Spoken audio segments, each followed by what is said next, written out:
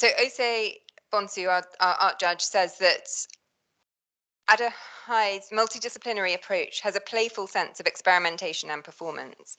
With an emphasis on questions of identity and becoming, the work uses the physical body as a means to explore wider socio-political concerns. I look forward to seeing how Ada's work develops in the future. And I hope that you will have the chance to be in touch with him directly. So I'll hand over now to, you do want to come forward? Yeah.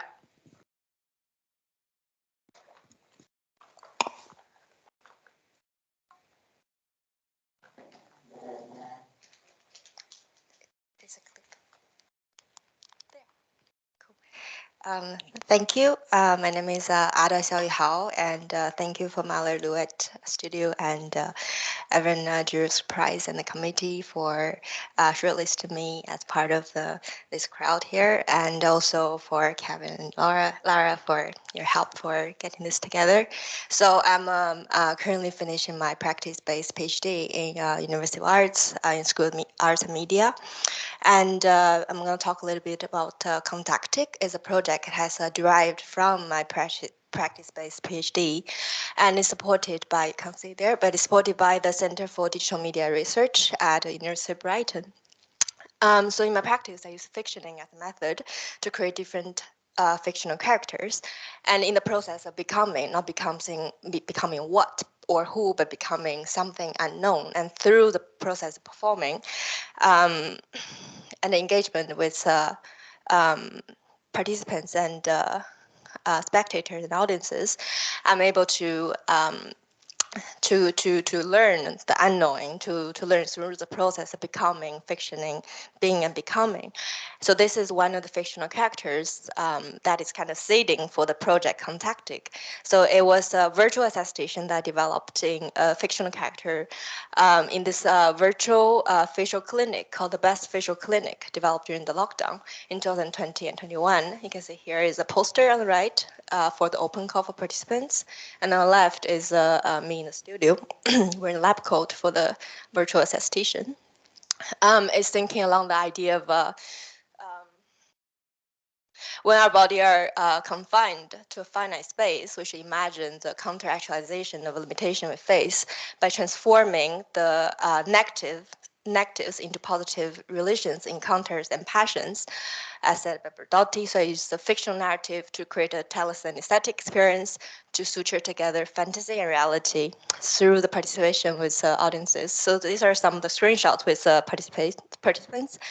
And with the telesynesthesia performance, it joined together tele as a telematics, as coined by Roy Ascott, a media artist in the early 90s, which means to join physically dislocated bodies together using kind of a join, like a marriage of a computer and telecommunication.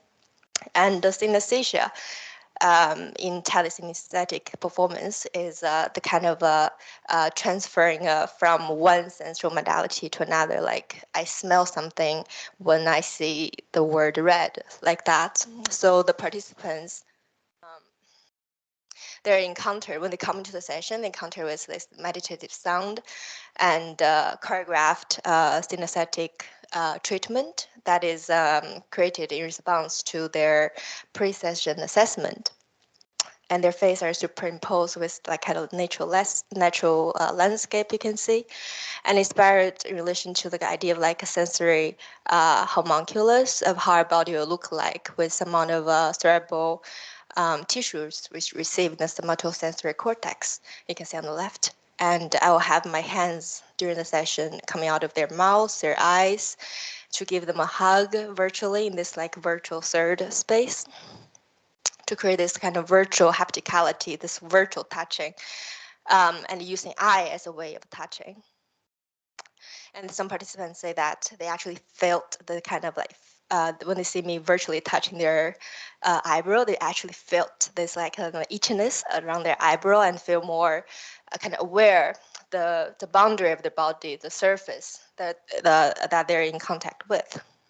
So from there, I've developed a collaborative relationship with one of the participants. You can see there is Joan Gavaler, and along with her physical theater company and another artist, Louis Filmster. So they're both based in States. Three of us were creating this virtual contact improvisation online. Well, I see, like, you can see some screenshot of the exercises. And so the virtual contact improvisation, not only a virtual contact improvisation with the bodies, but also with the technology of how the body, how the technology creating and initiate new contact for the body to prolong or extend from the kind of playful irritation using ways using technology. And so they're both in different separate physical location with a green screen. They're superimposed together, joined together in this kind of hyperspace, third space, enabled by technology. And this kind of like circular, like a process, how the work is developing. So it's an ongoing collaboration. We're trying to develop some this technologically enabled performance through workshops with dancers and choreographers and within us as well to create this body movement gesture and have an output as a virtual contact improvisation, also gesture control sound improvisation that you wear this sound technology as your body becoming this like both archive and conductor for your own body. So kind of going along this process of becoming fictioning and performing. And the idea is to train our proprioception through audiovisual processing and to create this audiovisual stimulation and performance. I'm going to just show a bit of an excerpt of kind of one of the exercises I've been doing. This is a mirroring of contact position with my own body and also this sound device I'm wearing. So the sound you hear is created with movement.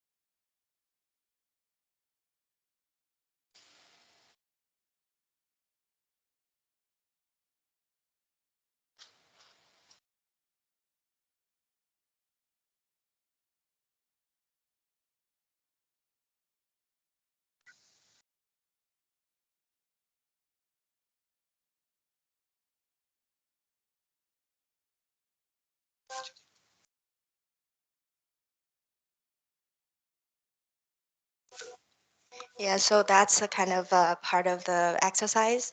And just to end the presentation, I'm just kind of having this the diagram from my research of the idea of the dandelion of seeding, the dandelion clock of seeding whenever, and create this kind of idea of a contact improvisation that is everywhere. You once make a contact, like we can have a conversation tonight, and then through there you improvise and then go along with the improvisational kind of different nods and traits.